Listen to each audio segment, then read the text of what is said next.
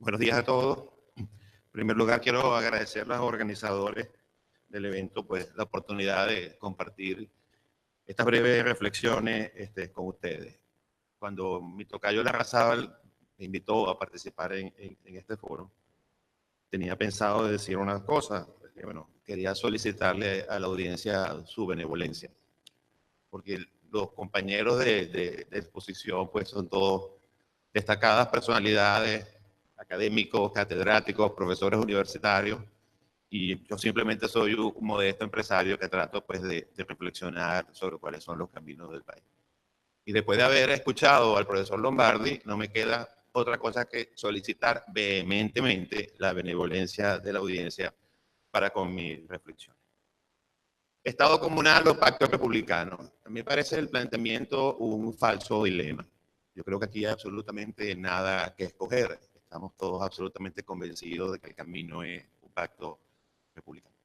Y para eso me ciño o me acerco pues, a las vivencias históricas de lo que ha significado la comuna en la historia de la humanidad o en los últimos 150 años, un poquito más desde la experiencia de la Comuna de París.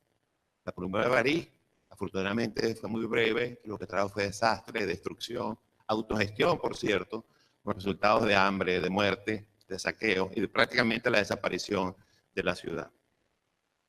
Después se repitió, para muchos la Comuna de París fue el primer éxito proletario, para otros, quizás para los más, la Comuna de París no fue otra cosa que la quintesencia o la primera florescencia de lo que significaba un sistema anárquico de gobierno. Y yo creo que eso fue un eslabonazo importante desde ese momento para todos los que de alguna manera hemos estudiado el acontecer de los pueblos, lo que puede significar un brote de anarquía en una sociedad.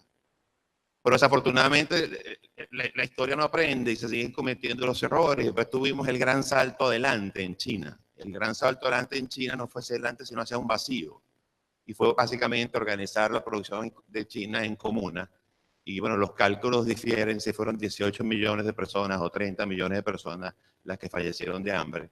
Y básicamente fue por el mismo esquema pues, de autarquismo, de autoproducción, de autogenerar toda la producción, por cierto, basada en la producción de acero en hornos, en los patios de las casas, etcétera, etcétera, donde había cero sentido económico.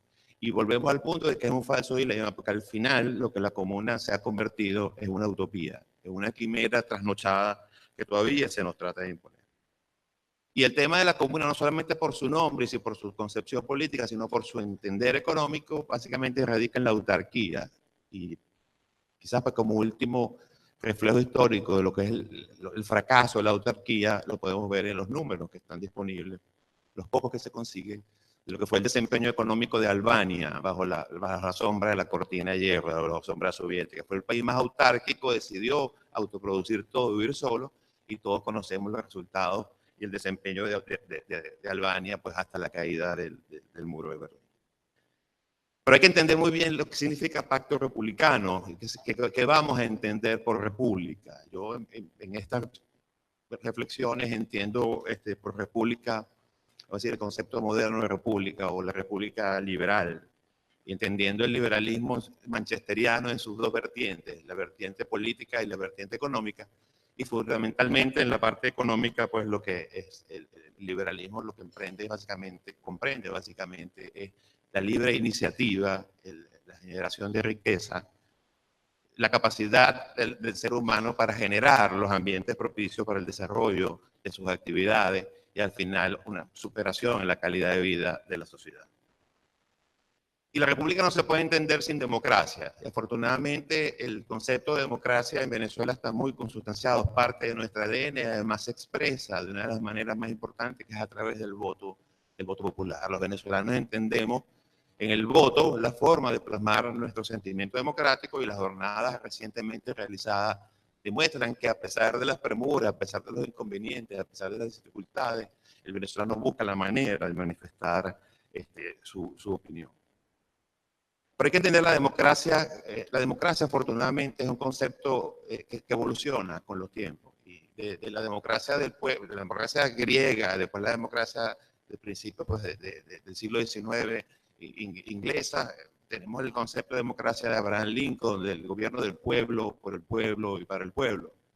con lo que eso significa que la soberanía pues reside en la soberanía popular y se manifiesta a través de los instrumentos que esa misma soberanía popular plasme en lo que se llama la Constitución, el Pacto Social o el documento que quiera darle forma a ese tipo de organización. Pero ese concepto ha ido evolucionando y afortunadamente ha incluido en esa evolución el sistema de balances de poderes, los pesos y contrapesos que cada sociedad tiene. En unos tienen más importancia a uno y en otros tienen más importancia a otros, pero que al final esos pesos y contrapesos llevan a que de ese equilibrio surjan los consensos y los planes por hacia donde debe de ser derrotero, por debe seguir una nación. Lo que estamos por vivir en Venezuela, pues la materialización de un pacto social, de un pacto no de élite, sino un pacto de todas las grandes mayorías, sin exclusiones.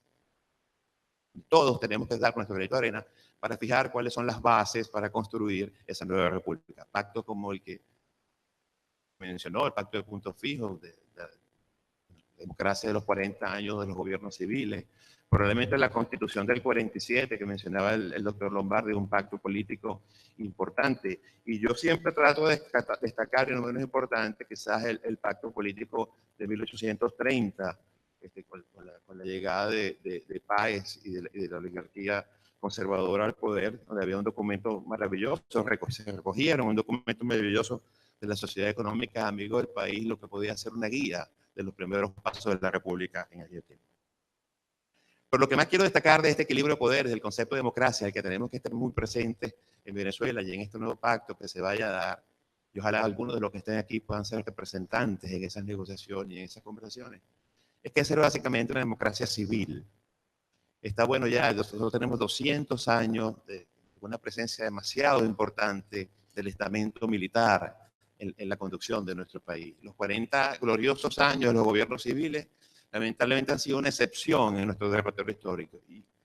Y Venezuela está llena de civiles que han hecho de su vida un testimonio. Francisco Martínez decía ayer que el señor Almagro le mencionaba la falta de referentes en Venezuela en la actualidad. Y es un tema discutible. Pero lo que sí tenemos nosotros, estamos llenos de héroes civiles que lamentablemente por esa cultura de darle mucho más importancia al héroe militar, es mucho más importante Carabobo, por supuesto, que cualquier otra cosa, pero yo creo que la batalla del doctor Gabaldón contra la malariología fue mucho más importante que muchas escaramuzas que pudo haber hecho Ezequiel Zamora. Yo creo que todo el legado de los presidentes de los 40 años de la democracia y de cualquier cantidad de otros civiles que han transitado en el devenir histórico y que difícilmente conseguimos una plaza, una calle, una avenida que distinga con su nombre cuando tenemos el país lleno de nombres militares y de hazañas militares. Y en ese gobierno de civiles y en esa democracia de civiles juega un factor importante del sector empresarial. En varios conceptos modernos de democracia, cuando se definen esos pesos y contrapesos, ese equilibrio de poderes, se incluye la necesidad de un sector privado robusto, un sector privado consolidado, un sector privado fuerte, un sector privado que no esté pendiente de su cuota de la renta, sino un sector privado que esté pendiente de sembrar en lo profundo del país, en lo profundo de su gente, los beneficios de la empresa privada. Los beneficios de la empresa privada que principalmente se pueden medir a través del empleo para la gente, pero que tiene otras mediciones, las cuales trataré de mencionar. Y cuando yo hablo de civiles y cuando hablo de empresarios, de civiles que básicamente asuman su rol ciudadano, no estamos buscando héroes. Yo siempre he considerado que ya el Panteón Nacional está lleno y que no se trata de buscar héroes en cada una de las actividades que nosotros tenemos, sino que cada quien cumpla su rol y su actividad. Y nosotros en el sector empresarial tenemos que cumplir nuestro rol, entender cuál es la verdadera vocación, el rol del empresario. Y tenemos que tener muy presente que así como el país está ávido de muchísimas cosas, Venezuela también está ávido de importantes realizaciones empresariales. Tenemos 18 años, de alguna manera, bajo una concepción punitiva de la actividad empresarial, y el día que eso cese, y yo creo que estaba por cesar, la nación venezolana nos va a reclamar esos grandes proyectos, esas grandes obras, esas grandes infraestructuras, que solo la fuerza del capital y el ingenio del empresarial pueden poner en marcha y pueden lograr su construcción. Ahora, en esa que vayamos a estar, hay que destacar varios valores republicanos y varios valores republicanos que están consustanciados, en mi opinión, con nuestra cultura, con nuestros valores judeo-occidentales. Yo creo que el primer valor que tenemos que tratar de inculcar en eso, en lo que refiere a nuestro sector empresarial, es la trilogía esfuerzo, logro, recompensa.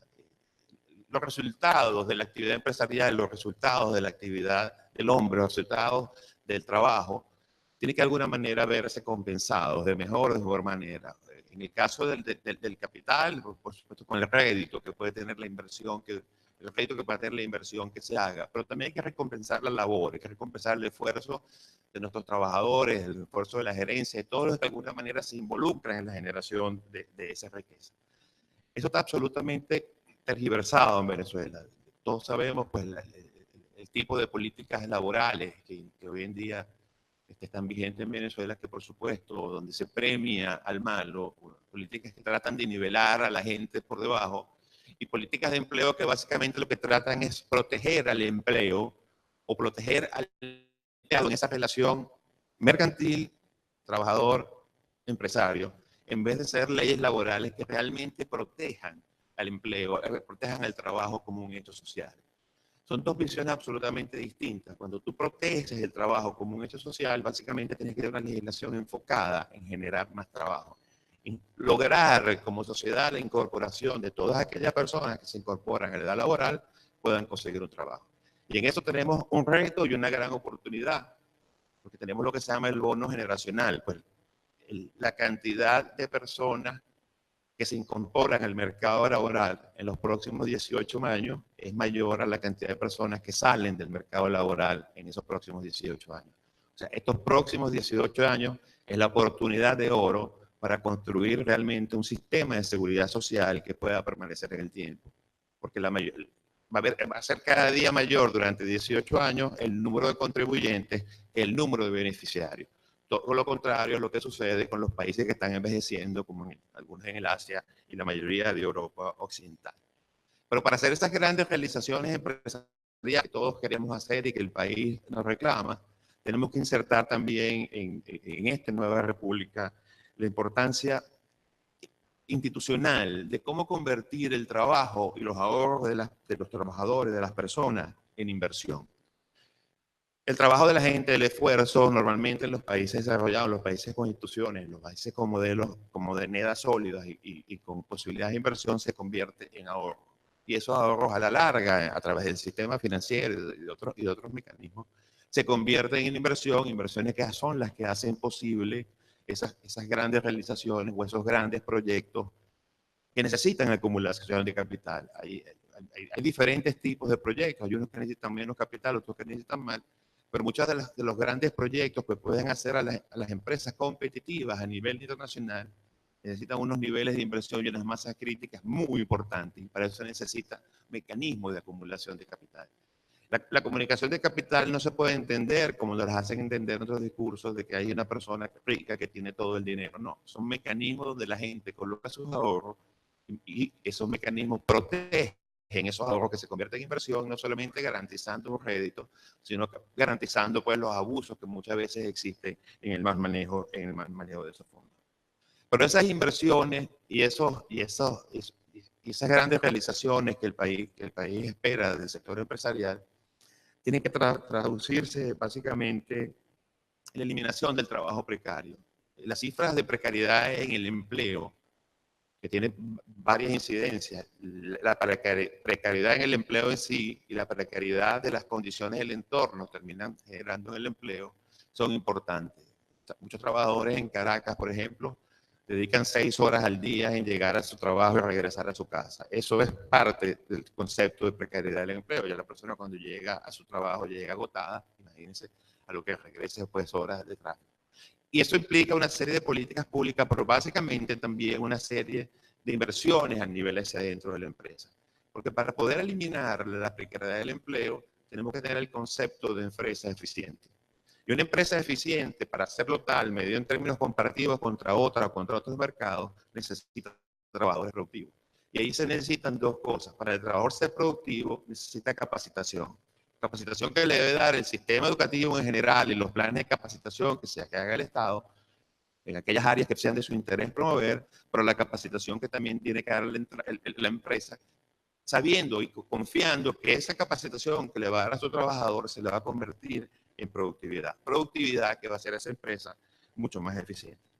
Pero a su vez, para ser eficiente, ese trabajador, por más que tenga una capacitación, tiene que venir de la mano de la inversión. Dos trabajadores iguales, con el mismo nivel de capacitación, formados en la misma escuela, que van a empresas diferentes, donde una empresa invirtió más que otra en tecnología, en desarrollo, ese trabajador va a ser mucho más productivo porque goza de las herramientas para lograr ese nivel de productividad para el que fue formado. Y esto es un punto bien importante. Yo creo que es el tema fundamental desde el punto de vista empresarial del gran fracaso de los últimos años. Porque en este binomio de trabajadores productivos y de empresas eficientes, para mí está la clave fundamental de la inclusión social. En los años de la bonanza de los commodities, en los años de la bonanza que terminó en el año 2013, básicamente nosotros pensábamos que habíamos acabado con la pobreza. Porque la pobreza la medíamos en términos de ingresos, la medíamos en términos monetarios. Y el tema es mucho más complejo. Yo creo que el gran reto no es la eliminación de la pobreza, es la inclusión social, es darle a la gente la capacidad de insertarse en el mercado de trabajo y de permanecer en él o de reinvertirse en caso de que ocurran situaciones como esta, donde las personas tienen pocas capacidades, poca formación y pierden el empleo en el que han estado muchos años trabajando, les es muy difícil insertarse nuevamente en el campo laboral. Y ese es uno de los grandes desafíos, no solo de este país y del nuevo pacto que vamos a tener, sino de la modernidad en general. ¿Hacia dónde vamos? ¿Hacia dónde debemos dirigir la visión empresarial en este nuevo pacto naciente? Yo creo que tener bien importante en el tema empresarial que nos enfrentamos a nuevos paradigmas. Capital, tierra y trabajo, que fueron los paradigmas de la creación de riqueza de Adam Smith, fueron ampliamente superados. Información, tecnología y conocimiento son los nuevos paradigmas modernos. Los grandes, si ustedes ven la lista de las grandes empresas, por lo menos en los Estados Unidos, la famosa Fortune 500, verán que cada 30 años cambian el 70% de esas empresas y son muy pocas las empresas con más de 100 años que permanecen en esa lista. Y si ustedes ven hoy en día, la gran mayoría de las empresas son empresas nuevas, modernas, muchas de las cuales carecen de activos duros. Yo siempre pongo el ejemplo interesantísimo de Uber. Uber es la empresa de transporte más importante del mundo y no tiene un solo vehículo. Esos nuevos paradigmas de organización del capital, de organización del talento humano, están haciendo una verdadera revolución y tenemos que entender que la economía se dirige hacia allá y que tenemos que organizarnos en función de esa competitividad que esos mercados globales nos están imponiendo cada día. La semana pasada, cuando escuchábamos la conferencia de Jorge, recordaba un libro que leí hace un par de años, Jim Clifton. Y Clifton fue el chairman de la directiva de Gallup por muchos años y fue la persona que diseñó la encuesta mundial de felicidad. Y hay un dato bien interesante en ese libro. Él menciona que la principal aspiración del habitante del planeta es un buen empleo. Cuando se hacen las encuestas de felicidad y se saca de los países, por supuesto, más atrasados, más pobres, la primera necesidad, que en muchos casos es agua, en otros es tener hospitales, en otros es tener comida, porque son, digamos, cosas muy básicas. La siguiente respuesta es un empleo estable o un buen empleo. Y si esa es la principal aspiración de la humanidad, eso se está reflejando hoy en día en batallas importantes, por decir la palabra batalla, o luchas importantes entre los países desarrollados y entre las ciudades más modernas de los países desarrollados por generar buenos empleos. Hoy en día cualquier cantidad de políticas flexibles de incentivo a la generación, sobre todo de empleos limpios, de empleos sustentables, porque el crecimiento, lamentablemente el crecimiento de las fuentes de empleo no ha ido de la par con el crecimiento de la población económicamente activa. Y los países modernos están concentrados en tratar de solucionar esos problemas. Nosotros estamos llegando con rezago, afortunadamente nada está hecho y eso nos va a permitir poder establecer quizás desde el inicio una serie de políticas que fomenten este tipo de estrategias. Ese pacto republicano, y quizás saliendo un poco de la línea absolutamente empresarial que es sobre esta exposición, pero sí quiero hacer una reflexión que a veces es un poco dura cuando se hace, sobre todo en las redes sociales. Es muy difícil o puede ser muy costoso llegar a ese pacto republicano sin una negociación. La negociación, la palabra negociación en ningún momento significa entregar las banderas, todo lo contrario. Cuando uno va a negociar, lo que va es a levantar sus banderas, a tratar de hacer prevalecer sus banderas o sus principios sobre las de los otros. Sun Tzu, en el arte de la guerra, decía que es preferible darle a tu enemigo una salida negociada, porque si no va a seguir peleando hasta que muera. Y si nosotros no somos capaces de plantear una negociación, por muy dolorosa que sea, podemos tener salidas peores. Los haitianos pensaban que no había nada peor que Duvalier. Y tienen 40 o 30 años que es el Duvalier cayendo. Nosotros pensábamos que no había nada peor que el pacto Adego-Copellano. Pensábamos que no había nada peor que el presidente Chávez y seguimos cayendo. Y hay mucha evidencia histórica. Yo creo que una mala negociación, por ejemplo, como fue el pacto de Versalles, terminó en la Segunda Guerra Mundial, porque no se le dieron opciones al derrotado. Tuvimos la oportunidad, tuvimos la suerte, algunos de los que estamos aquí, de conversar mucho con Genaro Arregada. Genaro Arregada fue el jefe de la concertación chilena. Yo le pregunté un poco en términos caribeños, para él, que no es de caribeño, decía cómo habían hecho ellos para tragarse a Pinochet. Y la respuesta fue bien interesante. Dijo, si nosotros nos tragábamos a Pinochet, Pinochet nos tragaba a nosotros. Y cuando ellos fueron a las elecciones, donde Pinochet fue candidato y el presidente Algo fue candidato, antes de las elecciones se firmó la ley del cobre. La ley del cobre que le daba una serie de beneficios crematísticos a las Fuerzas Armadas y además fuera de cualquier tipo de contraloría, producto de las exportaciones del cobre chileno. Y no solamente eso, sino en las negociaciones, Pinochet iba a permanecer como comandante del ejército y iba a tener el primer puesto en el protocolo en los actos públicos. Y es importante recordar que para Chile, no solamente el comandante del ejército, como cualquier ejército, es una figura importante, sino en el imaginario chileno, Pinochet había sido el comandante del ejército que había sostenido a Allende hasta que quiso sostenerlo y lo sacó. Entonces, ahí había imágenes importantes que los chilenos tuvieron, con las que tuvieron que sentarse y tolerar para poder ese paso a la democracia chilena súper exitosa, o por lo menos súper exitosa en los últimos 30 años. Y también quiero recordar a Adolfo Suárez. Recientemente hay muchos libros sobre la transición de cristal en España, pero recientemente es un libro muy bueno, que tiene un éxito editorial importante de Javier Cercas, Anatomía de un Instante. Él narra pues, los difíciles momentos que vivió Adolfo Suárez en aquel discurso pues, antes de las elecciones, cuando él trataba de justificar la entrada de Carrillo y le pedía a Fraga que se reuniera con Carrillo y la pasionaria y los anarquistas y todo el tema complicado de la salida del franquismo. Y dijo aquella frase que casi le cuesta el puesto, donde decía que había que sacrificar un poco la justicia en aras de la paz. Pero yo creo que eso es lo que tenemos que estar claro. Tenemos que sentarnos a negociar. Un pacto republicano tiene que incluir a todos. Y cuando se dice incluir a todos, es a todos. A los extremistas de un lado, a los extremistas de otro. Porque en esos extremistas también hay mucha gente de buena voluntad, también hay mucha gente que tiene una visión propia de lo que es el país y tienen sus seguidores, tienen una parte importante que tenemos, que tenemos que considerar. Ese pacto sería el inicio, y hay que entender que esos pactos son el inicio de un nuevo camino, nunca son el final, allí es donde se comienza a transitar. Y para eso tenemos que estar importante que lo único permanente en la historia de la humanidad y de los hechos humanos es el cambio.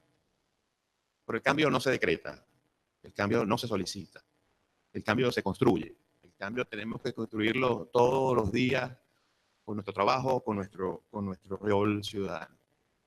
Yo creo que ese pacto republicano tiene que ser las bases para una nueva revolución. Ojalá podamos copiar en Venezuela los efectos de lo que fue la revolución industrial en Inglaterra a principios del siglo XIX, la revolución verde en la India, que le dio comida a 1.000 millones de habitantes de manera sustentable, la revolución digital, que nos ha cambiado la vida a todos los habitantes del planeta de la modernidad. Y yo trataría de copiar las palabras de Schopenhauer, el filósofo que ha hablado más sobre los emprendedores, sobre el emprendimiento, sobre el trabajo del empresario, la importancia en la sociedad. Yo los invito a todos a que nos sumemos en Venezuela a la revolución del emprendimiento. Somos empresarios, somos futuros. Gracias.